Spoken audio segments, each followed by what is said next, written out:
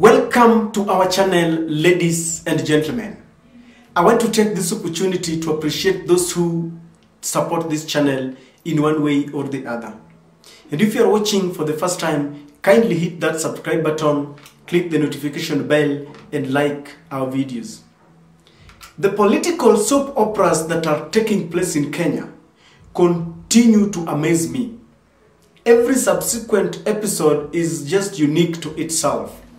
It appears that the Ruto administration is burning the midnight oil to craft ways on how they can finish Raila Odinga politically.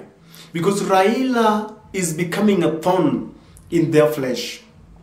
With the recent declaration of demonstrations, Ruto is breathing fire, but he doesn't know what to do because every move that Raila makes is entrenched in the constitution. They have written a letter to the international community, but Raila counters that letter, terming it full of propaganda, and Raila is mentioning facts. The other day, they were caught in a clandestine meeting with goons planning to send goons into Raila rallies, but that has been leaked out before the plans mature. Sometimes we've had talks that they want to arrest Raila Odinga, but they imagine the consequences and the repercussions and they don't know what to do. They have tried going after Uhuru, who is a very close ally to Raila Odinga, claiming that it is Uhuru Kenyatta who is funding Raila rallies. But even this is not helping. They went after the media, the stations that covered Raila Molo's demonstrations. Even this is facing a lot of condemnation. And so, ladies and gentlemen, this administration is just in a dilemma. They don't know what to do. But the latest development will shock you. Because what they have done, they have now written to the registrar of political parties, Madam Anderito, because they want to register a parallel party to ODM. And there is a letter that was written by somebody called Mr. Owiti. Mr. Owiti worked with Governor Nyong'o in his first term as a governor in Kisumu, and he was in the Ministry of Roads.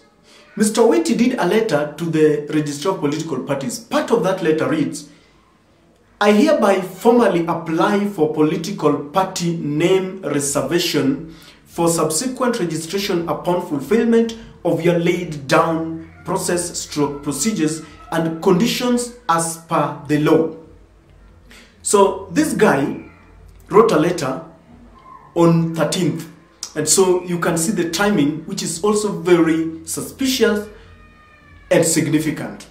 So this guy, his full name is Thomas Ondijo Owiti. So it is mentioned that Mr. Thomas did a letter and he requested that 3 names be reserved to him. The names are ODM Mpia, ODM ASILI, and ODM Kamili. Look at that.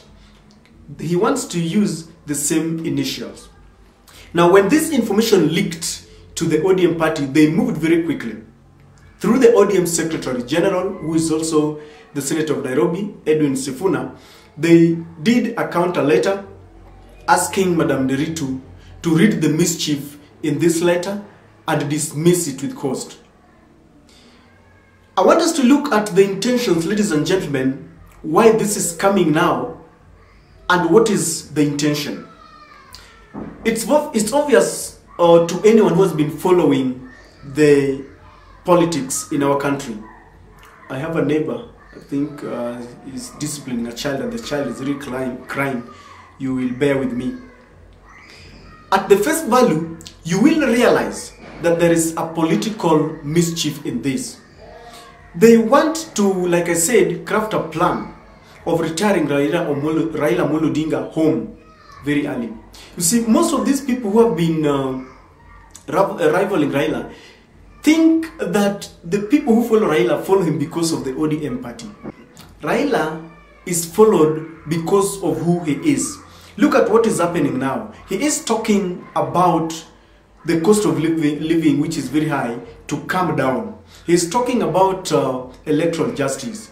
He is fighting for Kenyans that they should be represented into political offices rather than only 2 tribes being targeted into those offices.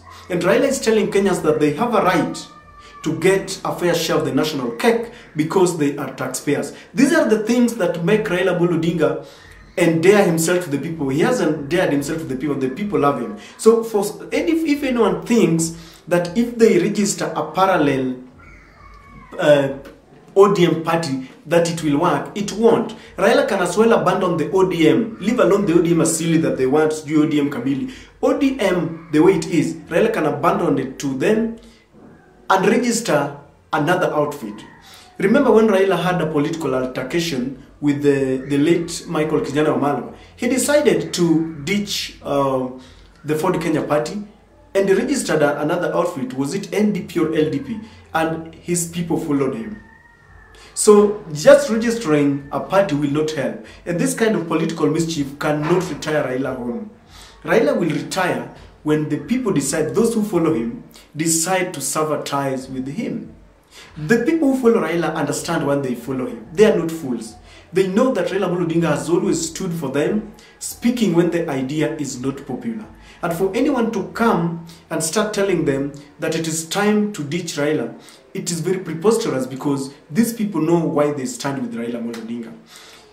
This is not the first time we see people trying to oust Raila Odinga as the Nyanza campaign. People like Miguna tried it.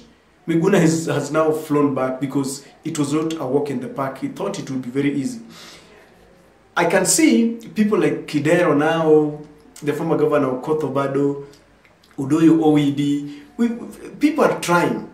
It is good because I love competition, but one thing I want them to do is to ensure that they become an alternative voice.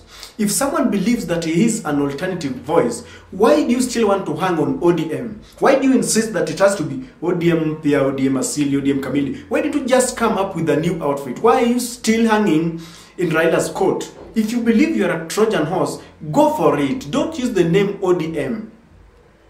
Number 2, this is a diversionary tactic.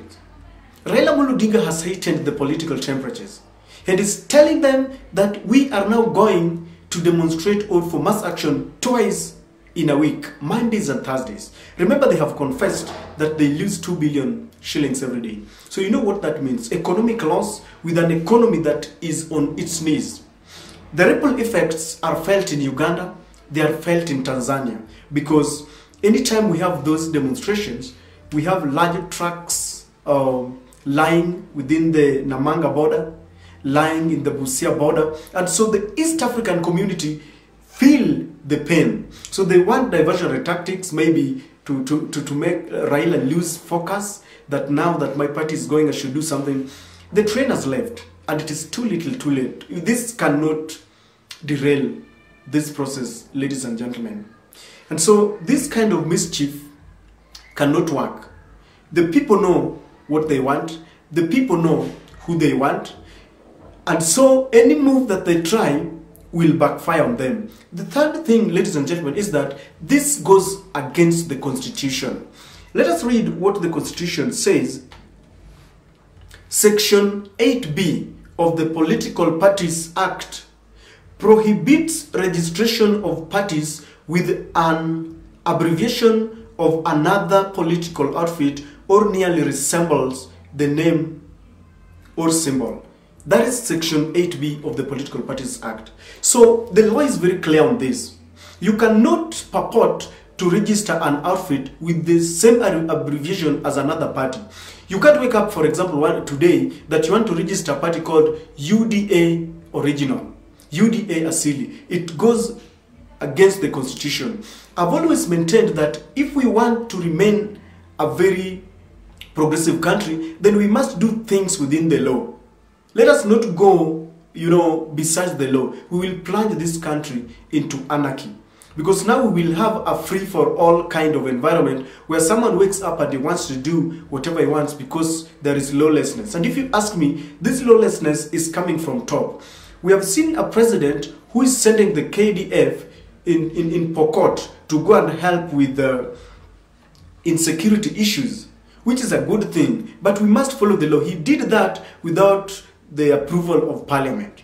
Then the other day, we saw him swearing in the chief administrative secretaries without the approval of parliament. It means he trivializes, what is required in law. Our president did not support this new constitution. He rallied his support against it, and his people voted against it. He wasn't the first one to benefit because he became the first deputy president under the new constitution. But he continues to do things that are manifestations that is a man who does not recognize this constitution. Let us remind our president that he swore, he took oath of office and swore, carrying a Bible, that he was going to defend the constitution of Kenya. Let us not go for this cheap kind of politics.